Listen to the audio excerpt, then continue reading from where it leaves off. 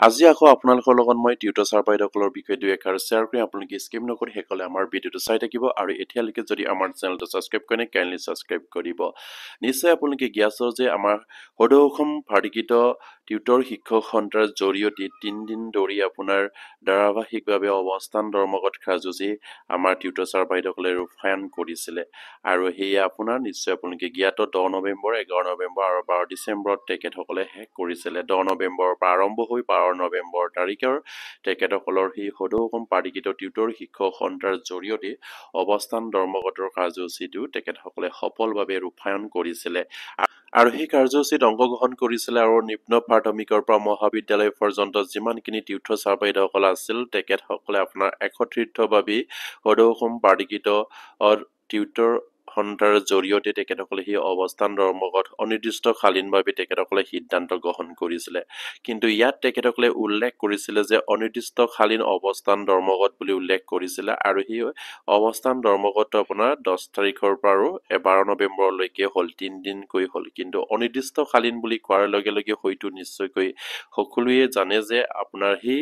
অৱস্থান ধৰ্মঘট কাৰ্যসূচী কেতিয়া শেষ হ'ব সেইখিনি জানিব পৰা নাযায় আৰু সেইবাবে হয়তো আমাৰ টিউটৰ ছাৰ বাইদেউসকলৰ মাজত কিছুমান হয়তো আপোনাৰ আখোৱা সৃষ্টি হৈছিলে সেই কিছুমান আপোনাৰ অনিৰ্দিষ্টকালীন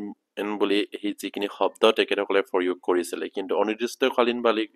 কোৱাৰ লগে লগে নিশ্চয়কৈ টিউটৰ ছাৰ বাইদেউসকলে ভাবিছিলে যে সেইখন আন্দোলন ধাৰাবাহিকভাৱে হয়তো চলি থাকিব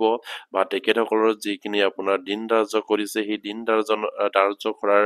ভিতৰতে হ'বনে নহ'ব তেখেতসকলৰ সেইখিনি এটা ডাঙৰ প্ৰশ্ন আহি পৰিছিল আৰু কিছুমান হয়তো সেইখিনি প্ৰশ্ন উত্থাপন কৰাও আমি দেখিবলৈ পাইছিলো। যিমান যি হ'লেও তেখেতসকলৰ অৱস্থান ধৰ্মঘটৰ কাৰ্যসূচীটো সফল হ'ল বুলি নিশ্চয়কৈ আমি ভাবিব পাৰো। যিমানখিনি সফল হ'ব লাগে কিন্তু ইমানখিনি সফল হোৱা নগ'ল। কিয়নো কেন্দ্ৰীয় কমিটিয়ে সেই অৱস্থান ধৰ্মঘট কাৰ্যসূচীটো অনিৰ্দিষ্টকালীনভাৱে তেখেতসকলে উল্লেখ কৰিছিলে আৰু টিউটৰ ছাৰ বাইদেউসকলৰ মাজত সেইখিনিও প্ৰশ্ন হৈছিলে আৰু যিমান যি হ'লেও টিউটৰ ছাৰ বাইদেউসকলে যিখিনি অৱস্থান ধৰ্মঘট কাৰ্যসূচী হাতত লৈছিলে 3 দিন ধৰি সেই 3 দিন ধৰি আমাৰ টিউটৰ ছাৰ বাইদেউসকলৰ সমস্যাৰ বুজ ল'বলৈ আমাৰ শিক্ষা বিভাগৰ ফালৰ পৰা কোনোবা হয়তো বিষয়া আহিছিলে নে বা আপোনাৰ চৰকাৰৰ ফালৰ পৰা কোনোবা হয়তো বিষয়া আমাৰ টিউটৰ ছাৰ বাইদেউসকলৰ সেই অৱস্থান ধৰ্মঘটৰ কাৰ্যসূচী তেখেতসকলে কি ধৰণে হৈছে সেইখিনি তেখেতসকলৰ সমস্যা সমাধানৰ সম্পৰ্কে তেখেতসকলৰ মাজত যোগাযোগ হৈছিলে নে কেন্দ্ৰীয় কমিটিৰ মাজত সেয়া আমাৰ সাধাৰণ টিউটৰ ছাৰ বাইদেউসকলৰ এটা ডাঙৰ প্ৰশ্ন। তেখেতসকলে যি ধৰণে কাৰ্যসূচী হাতত লৈছে সেইদৰে তেখেতসকলে কৰিছে সেয়া তেখেতসকলে নিশ্চয়কৈ সফল হ'ব বুলি তেখেতসকলে আশা কৰিছিলে। কিন্তু সেয়া কিন্তু আমাৰ টিউটৰ ছাৰ বাইদেউসকলে যি ধৰণে গ্ৰহণ কৰিছিলে বা যি ধৰণে ভাবিছিলে কিন্তু আমাৰ কেন্দ্ৰীয় কমিটিৰ দ্বাৰা যি ধৰণৰ অৱস্থান ধৰ্মঘটৰ কাৰ্যসূচী হাতত লৈছিলে আৰু যি ধৰণে আমি ভাবিছিলো যে আমাৰ শিক্ষা বিভাগৰ কোনোবা উচ্চ পদস্থ বিষয়া আহি আমাৰ সেই টিউটৰ ছাৰ বাইদেউসকলৰ অৱস্থান ধৰ্মঘটৰ কাৰ্যসূচী বিষয়ে জানিবলৈ আহিব বা চৰকাৰৰ ফালৰ পৰা তেখেতসকলৰ দাবীসমূহ পূৰণ কৰিবলৈ তেখেতসকলক আশ্বাস প্ৰদান কৰিব এনেধৰণৰ হয়তো খা খবৰ পাম বুলি টিউটৰ ছাৰ বাইদেউসকলে আশাৰে বাট চাইছিলে। কিন্তু এনেধৰণৰ খা খবৰ পোৱা নগ'ল বা আৰু শেষৰটো দিনতো আমাৰ টিউটৰ ছাৰ বাইদেউসকলৰ কোনো আপোনাৰ শিক্ষা বিষয়াৰ উচ্চ পদস্থ বিষয়াই হওক বা চৰকাৰৰ কোনোবা বিষয়াই হওক তেখেতসকলৰ খা খবৰ ল'বলৈ হয়তো সময় নহ'ল বা অৱস্থান ধৰ্মঘট কাৰ্যসূচী লৈ আমাৰ অসম চৰকাৰৰ ফালৰ পৰা কোনো এজন বিষয়াক পঠোৱা নহ'ল আৰু সেইবাবে টিউটৰ ছাৰ বাইদেউসকলৰ মনত হয়তো তেখেতসকলৰ সকলোবিলাক সমস্যা সকলোবিলাক দুখ তেখেতসকলৰ মনৰ মাজতে সীমাবদ্ধ ৰাখি তেখেতসকলে অৱস্থান ধৰ্মঘট কাৰ্যসূচীৰ পৰা তেখেতসকলে নিৰাশ হৈ গৰমোৱা হৈছিল। কিন্তু সেইসকল টিউটৰ ছাৰ বাইদেউসকলৰ অৱস্থান ধৰ্মঘট কাৰ্যসূচী যে আপোনাৰ ছচিয়েল মিডিয়াৰ যোগেদি বা বিভিন্ন আপোনাৰ টিভিৰ যোগেদি বা বিভিন্ন নিউজ পত্ৰৰ যোগেদি যে ভাইৰেল হ'ল সেইখিনি নিশ্চয়কৈ আমি জানিব পাৰিছো শেহতীয়াভাৱে। কাৰণ নিশ্চয়কৈ প্ৰতিটো নিউজ চেনেলত প্ৰতিটো আপোনাৰ ছচিয়েল মিডিয়াৰ প্ৰতিটো পৰ্টেলত প্ৰতিটো আপোনাৰ নিউজ পেপাৰত এই টিউটৰ ছাৰ বাইদেউসকলৰ আন্দোলনৰ যিখিনি সমস্যাসমূহ তেখেতসকলে ধুনীয়াকৈ উপস্থাপন কৰি দিছে বা টিউটৰ ছাৰ বাইদেউসকলে যি ধৰণে দাবী উত্থাপন কৰিছে সেই ধৰণৰ দাবীবিলাক অসম চৰকাৰক পূৰ্ণ কৰিবলৈ আমাৰ সেইসকল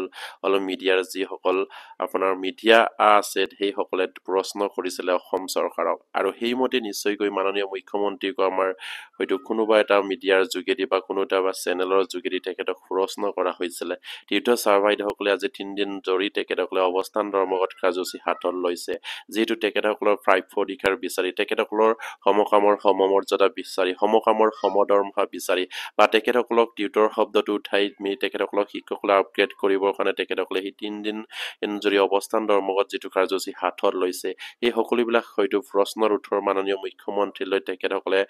প্ৰশ্ন উত্থাপন কৰি তেখেতসকলক প্ৰশ্ন কৰিছিলে বিশেষকৈ মাননীয় মুখ্যমন্ত্ৰীক তেতিয়া হয়তো মুখ্যমন্ত্ৰীয়ে এষাৰে কৈ দিলে যে টিউটৰ ছাৰ বাইদেউসকলৰ সম্পৰ্কে তেখেতসকলে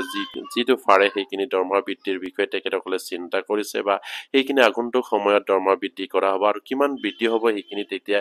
তেখেতসকলে এতিয়াই ক'ব নোৱাৰে বুলি কৈছে আৰু সেইখিনি সিদ্ধান্ত ল'লেহে আপোনালোকে গম পোৱা যাব বা কিমান দৰমহা বৃদ্ধি হ'ব গম পাব এইখিনি কথা কৈ তেখেতসকলে হয়তো সাংবাদিকৰ প্ৰশ্নৰ উত্তৰত তেখেতসকলে সেইখিনি সামৰি তোলে কিন্তু আৰু এটা কথা তেখেতসকলে উত্থাপন কৰিছিলে যে টিউটৰ ছাৰ বাইদেউসকলৰ দৰমহা বৃদ্ধিৰ এটা সম্পৰ্কে বা তেখেতসকলৰ সমকামৰ সমমৰ্যাদা সমকামৰ সমবেতন প্ৰদান কৰিবলৈ হ'লে অসম চৰকাৰে হয়তো টেক্সৰ কথা আহিব বা বিভিন্ন সমস্যাৰ বিষয়ে আহিব সেই ধৰণৰ কথাও হয়তো মাননীয় মুখ্যমন্ত্ৰীৰ মুখৰ পৰা আমি শুনিবলৈ পালো কিন্তু আমি যে একমুখে এতিয়া ক'বলৈ গ'লে আমি ক'ব পাৰোঁ যে আমাৰ সেই 10 নৱেম্বৰৰ পৰা আপোনাৰ 12 নৱেম্বৰলৈকে যিখিনি আপোনাৰ সদৌ অসম পাৰিকৃত টিউটৰ শিক্ষক সন্থাৰ জৰিয়তে অৱস্থান ধৰ্মঘটৰ কাৰ্যসূচী হ'ল সেইখিনি যেন কিঞ্চিত পৰিমাণ হ'লেও যেন সফল হ'বলৈ সক্ষম হৈছে বা টিউটৰ ছাৰ বাইদেউসকলৰ সমস্যাৰ সম্পৰ্কে অন্তত সাংবাদিকৰ প্ৰশ্নৰ উত্তৰত মাননীয় মুখ্যমন্ত্ৰীয়ে এষাৰ হ'লেও ক'বলৈ বাধ্য হৈছে আৰু সেই ধৰণৰ কাৰ্যসূচীবিলাক নিশ্চয়কৈ আমাৰ টিউটৰ ছাৰ বাইদেউসকলে লৈ থাকিব লাগিব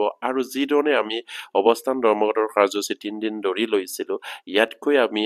বহু হয়তো দীঘলীয়াভাৱে ল'ব লাগিব কাৰণ যিখিনি সমস্যা আমাৰ আছে সেই সমস্যাখিনি সমাধান কৰিবলৈ অসম চৰকাৰে হয়তো এতিয়াও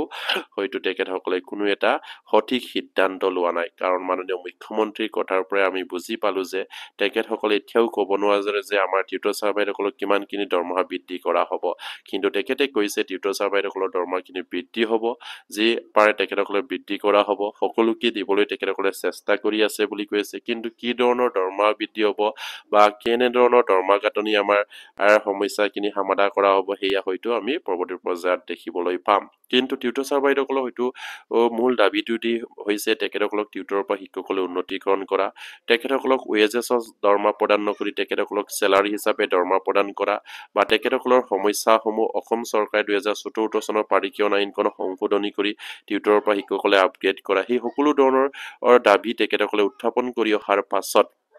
মাননীয় মুখ্যমন্ত্ৰীয়ে যেন সাংবাদিকৰ প্ৰশ্নৰ উত্তৰত একমুখে এটাই উত্তৰ দিলে যে টিউটৰ ছাৰ বাইদেউসকলৰ দৰমহা বৃদ্ধি হ'ব তেখেতসকলৰ কথাও চিন্তা কৰা হৈছে আৰু কিমান বৃদ্ধি হ'ব সেইটো কিন্তু যেতিয়া সিদ্ধান্ত হ'ব তেতিয়াহে গম পোৱা যাব ক'ব পৰা যাব বুলি মাননীয় মুখ্যমন্ত্ৰীয়ে জানিবলৈ দিছে আৰু সেইবাবে প্ৰতিগৰাকী টিউটৰ ছাৰ বাইদেউসকলে এটা সজাগ হৈ থকাটো নিশ্চয়কৈ প্ৰয়োজনীয় বুলি মই ভাবোঁ যিহেতু অহা 25 নৱেম্বৰ তাৰিখৰ পৰা শীতকালীন বাজেট অধিৱেশন আহি আছে এই শীতকালীন বাজেট অধিৱেশনতে যদি আমাৰ 2017-18 চনৰ যিখিনি ফাৰ্ডিকীকৰণ আইন এই আইনখন যদি সংশোধনী আনি আমাৰ টিউটৰ ছাৰ বাইদেউসকলৰ দৰমহাৰ গাঁথনিবিলাক যদি সংশোধনী নকৰে তেনেহ'লে নিশ্চয়কৈ ভৱিষ্যতে আৰু সমস্যা আহি পৰিব কাৰণ যিখিনি ৱেজেছ শব্দটো আমাৰ টিউটৰ ছাৰ বাইদেউসকলৰ কাৰণে অসম চৰকাৰ যিটো তেখেতসকলে প্ৰদান কৰিছে সেই ৱেজেছ শব্দটো আমি আঁতৰাবলৈ চেষ্টা কৰিব লাগিব ৱেজেছৰ বাহিৰে আমাক চেলাৰী ছিষ্টেমত দৰমহা বৃদ্ধি কৰিবলৈ বা চেলাৰী লৈ আনিবলৈ তেখেতসকলক আমি দাবী উত্থাপন কৰিব লাগিব আৰু টিউটৰ শব্দটো নাইকিয়া কৰি শিক্ষকসকলক বা শিক্ষক নামেৰে নামাকৰণ কৰিবলৈ আমি তেখেতসকলক অনুৰোধ কৰিব লাগিব বা আন্দোলন কৰিব লাগিব কিয়নো টিউটৰ হিচাপে শব্দ ব্যৱহাৰ নকৰি শিক্ষক হিচাপে ব্যৱহাৰ কৰিলেও আমাক কম চেলাৰী প্ৰদান কৰি এয়া আমি নিশ্চয়কৈ মানি ল'ম কিন্তু টিউটৰ শব্দটো লগাই সেই শিক্ষক কৰ্মচাৰীসকলক যিটো অপমানসূচক নাম এটা দি অসম চৰকাৰে ফাৰ্ডিকীকৰণৰ নামত যিখিনি সমস্যা সৃষ্টি কৰিলে এয়া কেতিয়াও গ্ৰহণযোগ্য হোৱা নাই আৰু সেইবাবে প্ৰতিগৰাকী টিউটৰ ছাৰ বাইদেউসকলে বৰ্তমান সময়ত সজাগ হোৱাৰ সময় আহিছে যিহেতু ফাৰ্ডিকীকৰণৰ সময়ত বা অসম চৰকাৰ যেতিয়া আপোনাৰ 2014 চনৰ ফাৰ্ডিকীকৰণ আইনখন বনালে সেই আইন বনোৱাৰ সময়ত আমাৰ টিউটৰ ছাৰ বাইদেউসকলে হয়তো প্ৰতিবাদ কৰা হ'লে তেখেতসকলৰ হয়তো ফাৰ্ডিকীকৰণ শিক্ষক হিচাপে হ'লেহেঁতেন কিন্তু সেই আইনখন যেতিয়াই অসম চৰকাৰে বনালে বা ফাৰ্ডিকীকৰণ কৰা এখন আইন তেখেতসকলে প্ৰস্তুত কৰিলে তেখেতসকলে নিশ্চয়কৈ সেই সময়ত আমাৰ যিসকল ফাৰ্ডিকীকৰণ কৰিবলৈ যোগ্য হৈ আছিল তেখেতসকলে সেইখন আইন প্ৰতিবাদ নকৰিলে তেখেতসকলে সেইমতেই তেখেতসকলে মানি লৈ সেইখন তেখেতসকলে গ্ৰহণ কৰিলে আৰু ইয়াৰ শাস্তি তেখেতসকলে বৰ্তমান ভুগিবলগীয়া হৈছে কাৰণ সেইসকল শিক্ষক কৰ্মচাৰী আজিৰ শিক্ষক কৰ্মচাৰী নহয় তেখেতসকলে বছৰ বছৰ ধৰি তেখেতসকলে বিনা বেতনে শিক্ষকতা কৰি আহিছিলে তেখেতসকলে এদিন ভাবিছিলে তেখেতসকলে চৰকাৰীভাৱে এদিন শিক্ষক হিচাপে তেখেতসকলৰ পদবিলাক ফাৰ্ডিকীকৰণ হ'ব তেখেতসকলৰ সমস্যাবিলাক সমাদা হ'ব বা তেখেতসকলে অসম চৰকাৰৰ এজন যোগ্য শিক্ষক হিচাপে তেখেতসকলে নামাকৰণ হ'ব সেই আশাত বন্দী হৈ তেখেতসকলে সেইখন শিক্ষা অনুষ্ঠানত বা সেইখন স্কুলত তেখেতসকলে কৰ্মত নিয়োজিত হৈ আছিলে কিন্তু তেখেতসকলেও আকৌ প্ৰাদেশিকৰণৰ এখন আইন বনাই তেখেতসকলক টিউটৰ শব্দ লগাব বুলি তেখেতসকলেও কেতিয়াও হয়তো বিশ্বাস কৰা নাছিল বা এইটো হ'ব বুলি তেখেতসকলে কেতিয়াও আশা কৰাও নাছিলে কিন্তু সেইখন আইন সৃষ্টিকৰ্তাই হৈছে বৰ্তমানৰ মুখ্যমন্ত্ৰী তেতিয়াৰ শিক্ষামন্ত্ৰী মাননীয় মুখ্যমন্ত্ৰী ডক্টৰ হিমন্ত বিশ্ব শৰ্মা তেখেতে হয়তো ভাবিছে সেইসকল শিক্ষক কৰ্মচাৰীক তেখেতসকলে প্ৰাদেশিকৰণ কৰি তেখেতসকলে সেইখনক উদ্ধাৰ কৰিলে বুলি তেখেতসকলে সেইখন উদ্ধাৰ কৰা নাই তেখেতসকলক প্ৰাদেশিকৰণৰ নামত তেখেতসকলে জীয়াতো সমস্যা ভুগিবলৈ সেইখিনি তেখেতসকলে সৃষ্টি কৰি ৰাখিলে আৰু তেখেতসকলে এতিয়া সেই টিউটৰ ছাৰ বাইদেউসকলৰ সমস্যাখিনি শুনিবলৈ হয়তো তেখেতসকলৰ সানাহাৰ নাই বা তেখেতসকলৰ সময় নাই আৰু যিসকল টিউটৰ ছাৰ বাইদেউসকলে সেই নাম লৈ তেখেতসকলে প্ৰাদেশিকৰণৰ নামত শিক্ষকতা কৰি আছে তেখেতসকলে সেই সমস্যাখিনি নিজে বুজে অন্য কোনেও হয়তো তেখেতসকলৰ সমস্যাখিনি হয়তো বুজি নাপায় কাৰণ যি ধৰণৰ সমস্যাৰে জড়িত সেই টিউটৰ ছাৰ বাইদেউসকল আবদ্ধ হৈ আছে তাৰ পৰা তেখেতসকলে কেতিয়া মুক্ত হ'ব সেই চিন্তাত তেখেতসকলে মগ্ন হৈ থাকিবলগীয়া হয় এনেধৰণে তেখেতসকলে যদি কৰ্মত নিয়োজিত কৰি ৰাখে তেনেহ'লে আমাৰ সেই টিউটৰ ছাৰ বাইদেউসকলে মুক্ত মনেৰে কেনেকৈ এখন বিদ্যালয়ত তেখেতসকলে পাঠদান কৰিব সুস্থ মগজেৰে সেই সকলোবিলাক কথা চিন্তা কৰি নিশ্চয়কৈ মাননীয় মুখ্যমন্ত্ৰীয়ে সেই টিউটৰ ছাৰ বাইদেউসকলৰ যিখিনি সমস্যা আজি সেইখিনি অতি সোনকালে সমাধান কৰাৰ এটা চেষ্টা কৰিব লাগে 2021 চনৰ 1 ফেব্ৰুৱাৰী তাৰিখে যিধৰণে তেখেতসকলক প্ৰাদেশিকৰণ নামে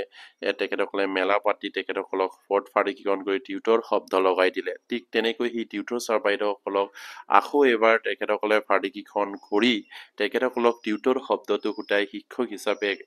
এপইণ্টমেণ্ট দিবলৈ বা নিযুক্তি পত্ৰ প্ৰদান কৰিবলৈ তেখেতসকলক অনুৰোধ জনাইছো আৰু যদি তেনেদৰে আমাৰ এই টিউটৰ ছাৰ বাইদেউসকলৰ সমস্যাখিনি যদি সমাধান কৰিব নোৱাৰে তেনেহ'লে টিউটৰ ছাৰ বাইদেউসকল হয়তো বাৰম্বাৰকৈ অনুৰোধ জনাই আহিছে মাননীয় মুখ্যমন্ত্ৰীক যদি পাৰে তেখেতসকলৰ সেই এপইণ্টমেণ্টখিনি মাননীয় মুখ্যমন্ত্ৰী বা অসম চৰকাৰে ঘূৰাই লোৱাৰ এটা সিদ্ধান্ত ল'ব লাগে কাৰণ যিধৰণে তেখেতসকলক নিযুক্তি মেলা ফাটি দিছিলে ঠিক তেনেকৈ তেখেতসকলক ঘূৰাই দিয়া মেলা এটা ফাটি দি এই টিউটৰ ছাৰ বাইদেউসকলে যিসকলে কৰিবলৈ মন নাযায় তেখেতসকলে যাতে নেকি এই এপইণ্টমেণ্টখিনি এটা ঘূৰাই দিয়াৰ এটা সুযোগ পায় বা সেইখিনি যে ঘূৰাই দিয়া এটা ছিষ্টেম অসম চৰকাৰে ৰাখি দিব লাগে বুলি হয়তো টিউটৰ ছাৰ বাইদেউসকলে আহ্বান জনাইছে কাৰণ তেখেতসকলে সেই সমস্যাৰ পৰা মুক্ত হ'ব বিচাৰিছে কিন্তু মাননীয় মুখ্যমন্ত্ৰীক তেখেতসকলে বাৰম্বাৰকৈ অনুৰোধ কৰিছে যে আমাৰ সেই টিউটৰ ছাৰ বাইদেউসকলক উদ্ধাৰ কৰক বাৰম্বাৰকৈ তেখেতসকলৰ কেন্দ্ৰীয় কমিটিয়ে লগ কৰিবলৈ চেষ্টা কৰিছে বা তেখেতসকলক অফিচিয়েলি যোগাযোগ কৰিছে কিন্তু তেখেতসকলৰ অফিচিয়েলি যোগাযোগ নাকচ কৰিছে যে টিউটৰ ছাৰ বাইদেউসকলৰ কেন্দ্ৰীয় কমিটিক তেখেতসকলে বৰ্তমান লগ কৰিব পৰা সময় নাই বা লগ দিয়াৰ এটা সময় নাই বুলি তেখেতসকলে উল্লেখ কৰিছে কিন্তু নিযুক্তিৰ সময়ৰ পৰা 2025 চনলৈকে 5 বছৰ সময় সমাগত হ'বলৈ গৈ আছে কিন্তু আজিলৈকে অসম চৰকাৰে যেন সেই টিউটৰ ছাৰ বাইদেউসকলক কোনো এটা সমস্যা সমাধানৰ সম্পৰ্কে মাননীয় মুখ্যমন্ত্ৰীয়ে শুনিবলৈ তেখেতসকলৰ কেন্দ্ৰীয় কমিটিক সময় এটা দিব নোৱাৰিলে কি ধৰণৰ এটা গণতান্ত্ৰিক ৰাজ্য হ'ব পাৰে আপোনালোকে নিশ্চয়কৈ এবাৰ চিন্তা কৰিব লাগে অসমৰ জনসাধাৰণ অসমৰ বুদ্ধিজীৱী দল সংগঠনে এবাৰ কথাটো লক্ষ্য কৰিব লাগে অসমৰ মুখ্যমন্ত্ৰী হিচাপে তেখেতসকলে অসমৰ প্ৰতিটো জনসাধাৰণৰ সমস্যা সম্পৰ্কে জনাটো তেখেতসকলে খুবেই প্ৰয়োজন বা চেষ্টা কৰিব লাগে প্ৰতিটো দল সংগঠনৰ সমস্যাৰ বিষয়ে কিন্তু টিউটৰ ছাৰ বাইদেউসকলৰ সমস্যাখিনি জানিবলৈ কিয় চেষ্টা কৰা নাই মাননীয় মুখ্যমন্ত্ৰীয়ে শিক্ষা বিভাগৰ এটা গুৰুত্বপূৰ্ণ সমস্যাৰে জড়িত সেই শিক্ষক কৰ্মচাৰীসকলৰ সমস্যাখিনি বুজিবলৈ মাননীয় মুখ্যমন্ত্ৰীয়ে কিয় চেষ্টা কৰা নাই বা তেখেতসকলৰ কেন্দ্ৰীয় কমিটিৰ লগত কিয় আলোচনা কৰিবলৈ অন্ততঃ তেখেতসকলে চেষ্টা কৰিব লাগিছিলে কিন্তু আজি পৰ্যন্ত নকৰাত সেই টিউটৰ ছাৰ বাইদেউসকলে নিশ্চয়কৈ তেখেতসকলৰ খং উজাৰিছে বা তেখেতসকলৰ ক্ষোভ উজাৰিছে এই সকলোবিলাক সমস্যা আৰু সম্পৰ্কে অসমৰ জনসাধাৰণৰ অসমৰ দল সংগঠন অসমৰ বুদ্ধিজীৱীসকলক এষাৰ মাত মাতিবলৈ তেখেতসকলে অনুৰোধ জনাইছে কিয়নো সেইসকল শিক্ষক কৰ্মচাৰীয়ে বছৰ বছৰ ধৰি বিনা বেতনে হাজাৰ হাজাৰ ছাত্ৰ ছাত্ৰীসকলক তেখেতসকলে শিক্ষাদান কৰি আহি যিটো পৰ্যায় পাব লাগিছিলে কিন্তু অসম চৰকাৰে যিটো সমস্যা সৃষ্টি কৰি এটা পদ প্ৰাদেশিকৰণৰ নামত টিউটৰ শব্দ লগাই তেখেতসকলৰ সকলো চৰকাৰী সা সুবিধাৰ পৰা বঞ্চিত কৰি ৰাখিছে কেনেধৰণৰ এইখিনি মানৱীয়তা হ'ব পাৰে অসম চৰকাৰৰ বৰ্তমান মাননীয় মুখ্যমন্ত্ৰী তেতিয়াৰ শিক্ষামন্ত্ৰী হৈ থাকোঁতে তেখেতৰ সেইখিনি কি ধৰণৰ সৃষ্টি যিটো সৃষ্টিয়ে অসম চৰকাৰৰ কৰ্মচাৰী হিচাপে সকলোখিনি কাম কৰে কিন্তু দৰমহাৰ ক্ষেত্ৰত তাৰতম্য সৃষ্টি কৰে চৰকাৰী সা সুবিধাৰ পৰা বঞ্চিত কৰি ৰাখে কিন্তু চৰকাৰৰ সকলো কামকে সকলো নিৰ্দেশকৈ তেখেতসকলে মানি কাম কৰিব লাগে বিদ্যালয়ত পাঠদান কৰিব লাগে ইলেকশ্যনৰ ডিউটি পালন কৰিব লাগে বিএলও হিচাপে তেখেতসকলে কাম কৰিব লাগে চৰকাৰৰ যিমানখিনি কাম আছে সেই সকলোবিলাক কাম তেখেতসকলে কৰিব লাগে কিন্তু চৰকাৰৰ সা সুবিধাৰ পৰা তেখেতসকলক বঞ্চিত কৰি ৰাখিছে সেইটো কেনেধৰণৰ ন্যায় হ'ব পাৰে আপোনালোকে নিশ্চয়কৈ সেইখিনি বিবেচনা কৰক অসমৰ জনসাধাৰণ অসমৰ বুদ্ধিজীৱী আৰু দল সংগঠনে কাৰণ তেখেতসকলে সেই ধৰণৰ আন্দোলন কিমান কৰিব আৰু প্ৰায় 5 বছৰ তেখেতসকলে আন্দোলন কৰিয়ে আছে কিন্তু অসমৰ মাননীয় মুখ্যমন্ত্ৰীয়ে গুৰুত্ব নিদিয়ে কিয় গুৰুত্ব দিয়া নাই তেখেতসকলে কওক সেই টিউটৰ ছাৰ বাইদেউসকলৰ সমস্যাখিনি সমাধান কৰা হ'ব আপোনালোকে চিন্তা কৰিব নালাগে আপোনালোকক যিখিনি সমস্যা বা জটিলতা এই আইনখন সৃষ্টি কৰি ৰাখিছে সেইখিনি আমি সংশোধনী কৰি আপোনালোকক সম্পূৰ্ণৰূপে শিক্ষক হিচাপে পদ প্ৰাধিকৰণ কৰিম আকৌ নতুনকৈ আপোনালোকক নিযুক্তি প্ৰদান কৰিম বুলি যদি প্ৰতিশ্ৰুতি প্ৰদান কৰে তেনেহ'লে এই টিউটৰ ছাৰ বাইদেউসকলে কেতিয়াও আন্দোলন নকৰে ৰাজপথলৈ তেখেতসকলে কেতিয়াও ওলাই নাহে অৱস্থান ধৰ্মঘটৰ কাৰ্যসূচী কেতিয়াও তেখেতসকলে নলয় সেইখিনি নিশ্চয়কৈ অসম চৰকাৰে বিবেচনা কৰিব লাগে তেখেতসকলে সেই সমস্যাখিনি সৃষ্টি কৰি ৰাখিছে বাবেই তেখেতসকলে এই ধৰণৰ কাৰ্যসূচী হাতত ল'বলগীয়া হৈছে এই সকলোবিলাক সৃষ্টিৰ আজি বৰ্তমানৰ মুখ্যমন্ত্ৰী আমাৰ তেতিয়াৰ শিক্ষামন্ত্ৰী হৈ থাকোঁতে তেখেতেই সৃষ্টি কৰিছে তেখেতে সকলো গম পায় সেই টিউটৰ ছাৰ বাইদেউসকলৰ সমস্যাখিনি তেখেতে যেন সেই টিউটৰ ছাৰ বাইদেউসকলৰ সমস্যাখিনি তেখেতসকলে সৃষ্টি কৰি সেই টিউটৰ অৱস্থাটো দেখি টিউটৰ সমস্যাটো তেখেতসকলে হয়তো চাই তেখেতসকলে ৰং পাইছে তেখেতসকলে হয়তো ভাল পাইছে সেইবাবে সেই টিউটৰ ছাৰ বাইদেউসকলৰ কেন্দ্ৰীয় কমিটিৰ লগত আলোচনাত মিলিত হ'ব পৰা নাই সেই বুলি ক'বলৈ তেখেতসকলে বাধ্য হৈছে বৰ্তমান টিউটৰ ছাৰ বাইদেউসকলে কিন্তু তাৰ মাজতো তেখেতসকলে বাৰম্বাৰকৈ আশা কৰি আছে মাননীয় মুখ্যমন্ত্ৰীয়ে 2025 চনৰ হয়তো 25 নৱেম্বৰ তাৰিখৰ পৰা যিখিনি শীতকালীন অধিৱেশন আহিব সেই শীতকালীন অধিৱেশনত যাতে নেকি আমাৰ সেই টিউটৰ ছাৰ বাইদেউসকলৰ যিখিনি 2017 প্ৰাধিকৰণ আইনখন সম্পূৰ্ণৰূপে সংশোধনী কৰি তেখেতসকলক টিউটৰৰ পৰা শিক্ষকৰ এটা পদ মৰ্যাদা প্ৰদান কৰিব টিউটৰ শব্দ দুটাই তেখেতসকলক শিক্ষক হিচাপে নামাকৰণ কৰা হ'ব তেখেতসকলৰ সমকামৰ সমমৰ্যাদা সমকামৰ সমবেতন প্ৰদান কৰিব বুলি তেখেতসকলে আশাৰে বাট চাই আছে আৰু সেইবাবে প্ৰতিগৰাকী টিউটৰ ছাৰ বাইদেউসকলক অনুৰোধ কৰিলোঁ আমাৰ ফালৰ পৰা আপোনালোকে সজাগ হৈ থাকক আপোনালোকে উচিত সময়ত উচিত সিদ্ধান্ত লওক আপোনালোকে চৰকাৰী পক্ষৰ লগত আলোচনা কৰিবলৈ তেখেতসকলক আহ্বান জনাওক বা তেখেতসকলৰ আমাৰ সমস্যাখিনি টিউটৰৰ সমস্যাখিনি বুজ ল'বলৈ আপোনালোকে তেখেতসকলক আহ্বান জনাওক বা তেখেতসকলক কিদৰে আপোনালোকে আহ্বান কৰিলে তেখেতসকলৰ লগত আলোচনাত মিলিত হ'ব পাৰে সেইখিনি চেষ্টা অব্যাহত ৰাখক অন্যথা নিশ্চয়কৈ আপোনালোকৰ সমস্যাখিনি যদি সেইদৰে ৰাখে তেনেহ'লে ভৱিষ্যতে বহুতো সমস্যা সৃষ্টি হ'ব আপোনালোকৰ যিখিনি সামান্য এটা ফাৰিটুকি সেইখিনি হয়তো ৱেজেছ হিচাপে আপোনালোকক পাই আছে আৰু সেই ৱেজেছ শব্দটোৱে যদি অসম চৰকাৰে যদি উঠাই মেলি এই চেলাৰী চিষ্টেম কৰে বা টিউটৰ শব্দটোৱে উঠাই মেলি শিক্ষক হিচাপে যদি আপোনালোকক নামাকৰণ কৰে তেনেহ'লে কিঞ্চিত পৰিমাণ হ'লেও নিশ্চয়কৈ আপোনালোকে সেইখিনি এই টিউটৰ শব্দটোৰ পৰা শিক্ষক নাম লৈ আপোনালোকে হয়তো সুস্থ মগজেৰে আপোনালোকে বিদ্যালয়ত পাঠদান কৰা এটা সুযোগ পাব বা আপোনালোকে সেইখিনি সময় দিব পৰা এটা কণ্ডিশ্যন আহিব নহ'লে আপোনালোকৰ যিখিনি নাম দিছে যিখিনি শব্দ লগাই আপোনালোকক ফাৰিটুকি প্ৰদান কৰিছে সেইবিলাক যেন কেৱল আপোনালোকৰ মন মগজত যিখিনি সমস্যা আপোনালোকৰ ক্ৰিয়েট কৰি ৰাখিছে আপোনালোকে মুক্ত মনেৰে আপোনালোকে কেতিয়াও সুস্থ মগজেৰে এখন বিদ্যালয়ত পাঠদান কৰিব পৰা নাযায় এই সকলোবিলাক যদি সমস্যাই অসম চৰকাৰে যদি সমাধান কৰে তেনেহ'লে নিশ্চয়কৈ আপোনালোকে সুস্থ মগজেৰে পাঠদান কৰিব পাৰিব আৰু অসম চৰকাৰেও সেইখিনি কথা বিবেচনা কৰিব লাগে অসমৰ শিক্ষা দিশটো আগুৱাই লৈ যাবলৈ হ'লে অসমৰ সেই শিক্ষা বিভাগৰ সকলো সমস্যাই নাইকিয়া কৰিব লাগিব কেৱল সৰ্বশিক্ষাৰ আণ্ডাৰত থকা সমস্যাই সমাধান কৰিলে নহ'ব অন্য ধৰণে যিবিলাক সমস্যা আছে টিউটৰৰ সমস্যা আছে বা কণ্টেক্সুৱেলৰ যিখিনি শিক্ষক কৰ্মচাৰীৰ সমস্যা আছে সেই সকলোবিলাক যদি সমাধানৰ এটা পথ বিচাৰে তেতিয়াহ'লে আপোনালোকৰ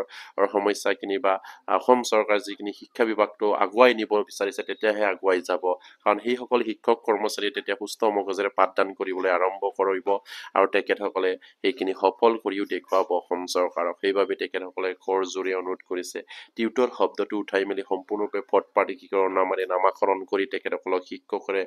নাম প্ৰাধিকৰণ কৰক তেখেতসকলক সকলো সমস্যা সমাধান কৰক টিউটৰৰ পৰা শিক্ষকসকলে আপডেট কৰক এয়া তেখেতসকলৰ সম্পূৰ্ণ দাবী আৰু পূৰ্ণ পৰ্যায়ৰ দাবীটোৱেই হৈছে টিউটৰৰ পৰা শিক্ষকসকলে উন্নতিকৰণ কৰা আৰু চৰকাৰী সকলো সা সুবিধা প্ৰদান কৰা সেয়ে মাননীয় মুখ্যমন্ত্ৰীক তেখেতসকলে